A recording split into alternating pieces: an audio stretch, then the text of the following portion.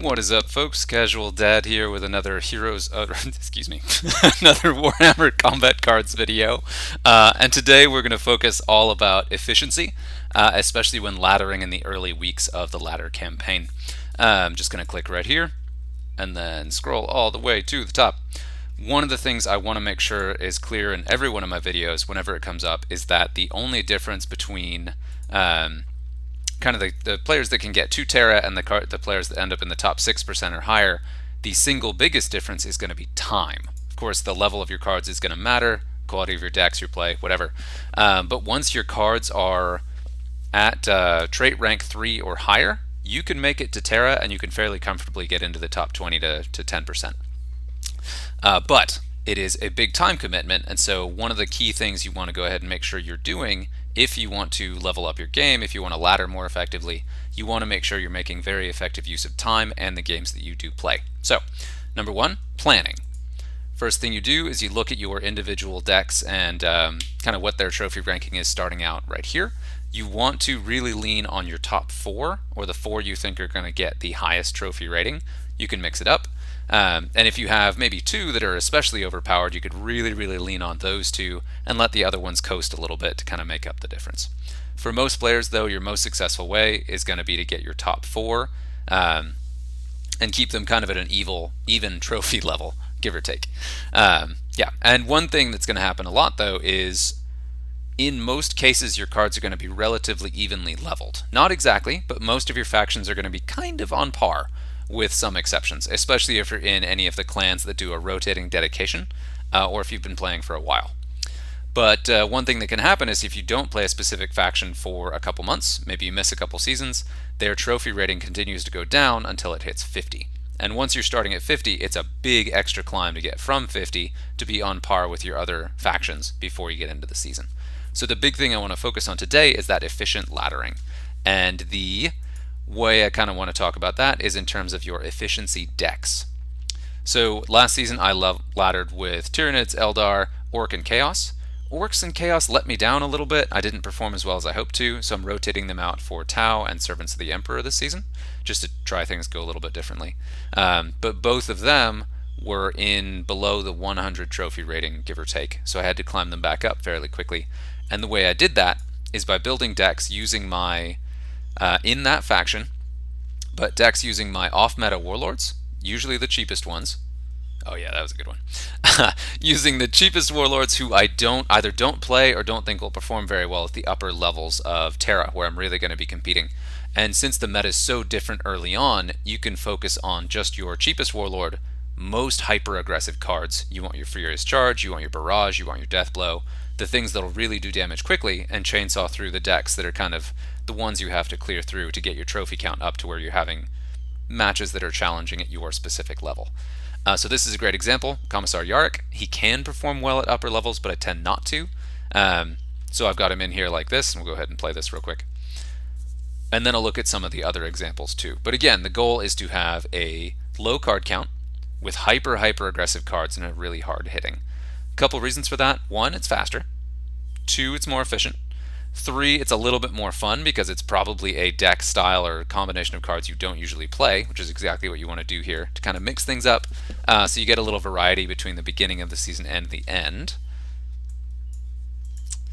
And then you also want to make sure that you have a low card count because the matchmaking, and this is speculation, but near as I can tell from my experience, the matchmaking takes into account how many cards you do or don't lose in a matchup.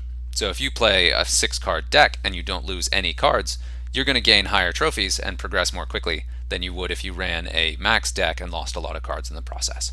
That's one of the kind of rough methods that the matchmaking and rating system seems to use to judge which deck belongs where in the kind of trophy rating system. So that can help you get more than the minimum trophy count, even if you're still relatively comparable decks. So right here, mine is trophy rated a little bit higher than this guy.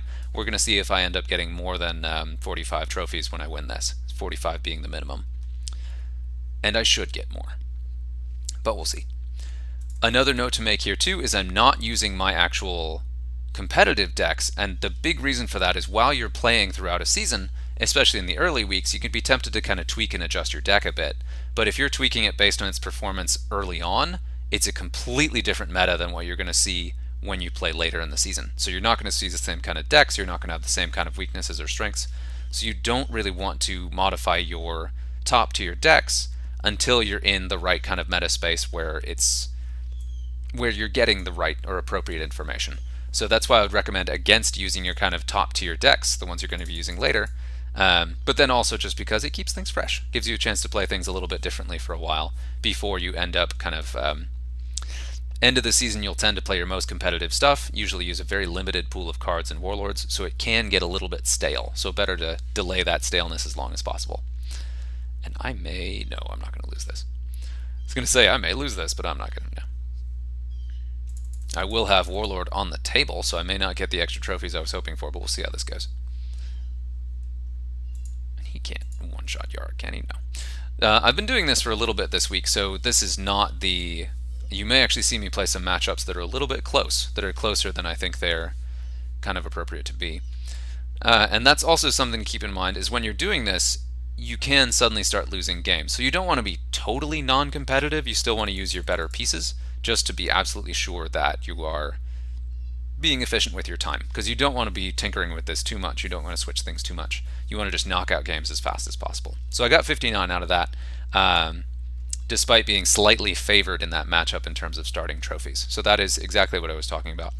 Going to try a couple others. I really was enjoying... I'll show the Canoness deck. This one is really, really great one to level extremely aggressively. Small card count, really hard-hitting cards, and I've got my Death Blow, Furious Charge, Furious Charge, Furious Charge, Inspire. Really focuses on hitting hard quickly, but then doesn't really lean on the Canoness's ability because I don't expect to lose any cards. Still, that's a very competitive Canoness deck that can perform very well, so it's worth, considering. And that's one thing too, is when you're doing this, you may stumble across a deck that's actually very, very good later on too. Another great example is going to be the Avatar. Avatar's a cool one to bring up because he's actually... Any Avatar deck is going to be pretty aggressive, so it'll do the same, it'll perform functionally the same way early in the season as it will later in the season. Not, I think, usually for most people one of the better Warlords, but just because it can be a challenging Warlord to pull off successfully, because it again relies on cards dying, and it does suffer a little bit against who am I talking about here? Akaran.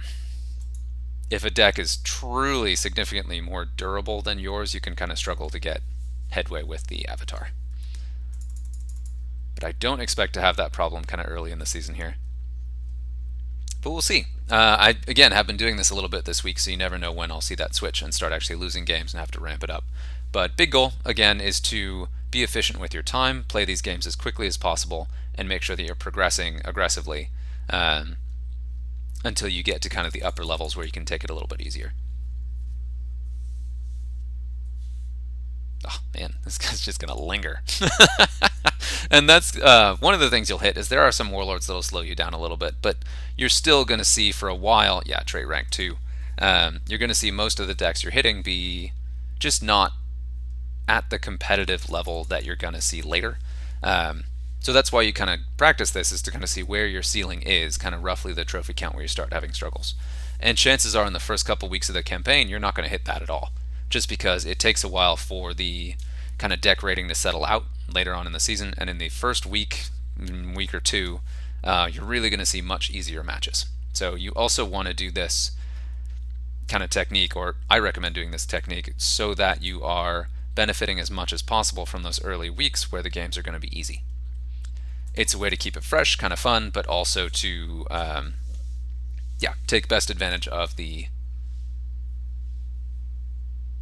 time that you have to ladder easily. Cool, okay. And another quick tip, of course, and this is true anytime, but especially true early on, if you're trying to save time, always go directly for the Warlord when it's available. So you want to get that kill shot as quickly as possible and not kind of tinker around with extra stuff. Which is particularly good with the Avatar, because the Avatar himself wants to get out and start punching stuff. Himself, itself, whatever. It's a living statue. Who cares? Yeah, so I'm going to play this one. I'm going to play one other that's kind of my personal favorite fast, aggressive deck, and then we can stop there. Ba, ba, ba. Sorry about that. I will not subject you to my terrible singing. But yeah, so key highlights, timing, build around the deck, all of that. I may do more videos later this season about kind of the top ladder, upper tier kind of game strategy. Alright, so that one was a little bit closer. But that one also, my trophy ranking was, their trophy ranking was pretty high. So getting only 49 trophies for that win is not shocking. Two other decks I've been doing this with. I talked about Canoness, I showed Yark, I showed my avatar. One that I've been really enjoying is Gosar. And Gosar is a warlord, exactly what I want to do in this type of the season. Is Gosar is a warlord I really like, and I really like a heavy, hard-hitting, low card count, melee Tyranid deck. It just feels right. But it really struggles in later tiers, kind of in the upper levels of Terra, so I don't get a chance to play it very much, which is exactly why I'm doing it here and really just leaning into it. I'm rated quite a bit higher than this guy, so if I gain more than 45 trophies, it will mean that my strategy is working. Of course, confirmation bias. But no, I mean, that's a good indication, because normally if you're playing this matchup, I'm almost 200 trophies higher rated. I would generally expect to gain 45 trophies for winning this, and that's it. So slowest possible progression.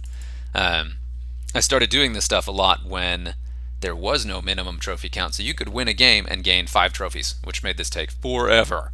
So it's a lot better now, but still, the strategies still apply. A lot of the same things still track. So, but yes, this is kind of a perfect example. Another thing to consider is initiative. If you are building a deck in a faction that can really put together some high initiative cards, so you're talking about cards that will give you a better chance of going first, you want to. Flyers, skimmers, jet bikes, anything with a jet pack, some of the faster stuff, anything with outflank tends to be in that category. Ooh, brutal.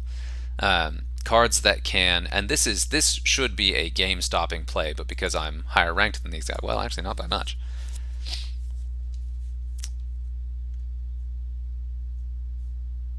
Let's see what the play here is. Let's see if I can do this. I think I can take that out. We'll see. I may not actually be able to. Oh, so close. Tricky, tricky, tricky, tricky. Where'd you go? Oh, so close. I'm gonna do something stupid here. Well, no, he's about to die too. Well, that probably was a mistake. Just because this is Shadow Sun, she's going to come on board and heal all of these guys, and so I'm about to get punched real hard back. What I should have done, for the record, in that situation, put your injured card in front of Shadow Sun herself, because if you can get that Death Blow to trigger before her heal triggers, you can get lethal in that situation before the healing happens. So that's what I should have done, and I did not, but it'll work out okay. I should still have this. And here you can see me potentially losing a game, which I don't want to do. Okay, 118, so I can take another hit. Not lethal, so we'll do that. Ooh, and debuff unranged. Perfect. But yeah, so, and this is exactly the moment you want to watch for, when there's that inflection point where the decks you start playing against actually are capable of fairly handily beating your efficiency deck. Then you need to switch it up and play something a little bit more competitive, but there will be a little bit of a ramp to that, so if you're losing one game here or there, that's not really a big issue. 45, bummer. Well, okay, so I was rated much, much higher, so not surprising. And I did lose some cards also, so also not surprising. So I probably could have played that one better. But that was an example of where your play and how many cards you lose can impact your trophy rating, regardless of the relative strength and weaknesses of the two decks. So there's this one. I'm going to play one more. Tau is one of the decks that I had to, or one of the factions I'm rotating in. So they were starting at 50 trophies, and I had to level them up quickly. I think now I believe they're my top ranked one at the moment for now. And the Warlord I think is going to be most powerful late in the season is going to be Shazo Rely, and that is also the Warlord that I am running, that I was initially running in my efficiency as well, because he's got that immediate flat buff to just attack power, and really loves cards that hit really hard early. So that's a perfect example of a deck that will perform well both early and late in the season. Oh, this is great. So this guy's rated higher than me, and I should fairly handily take this out with this matchup. Tell you what, some things that Skulltaker does not like are Aun'va Riptides. And I've got both Riptides in here just to be really terrifying, and he's got a low model count, so cool. Or low card count. It's pretty funny. This is actually my third time trying to record this. Had my first one I wasn't happy with. Second one had some technical issues, so I've had some practice. But yes, in my last video, I had a moment where my Urvarna, the red Riptide over here, swung for 370 melee damage, which is so satisfying. Even here, my Riptide hitting for 131. It's pretty fun. So, but this is gonna struggle in upper tiers, but is gonna do the trick just fine at kind of this level. And I'm gonna get a big old trophy boost for this because that guy's 1900. And this is a hard counter. My deck is a hard counter to that deck. That deck is fine. There's nothing wrong with that. But it doesn't want to see this on the table. So there we go. That's my, ooh, yeah, nice. That's my last game. So again, just to recap, you want to play your cheap off-meta Warlords with small decks, with your hardest hitting combination of cards you can, and get hyper aggressive so you're playing very fast games, gaining additional trophies with them, and ramping up quickly so you don't have to go through quite as much slogging later on in the season. Hope that was helpful, and yeah, good hunting.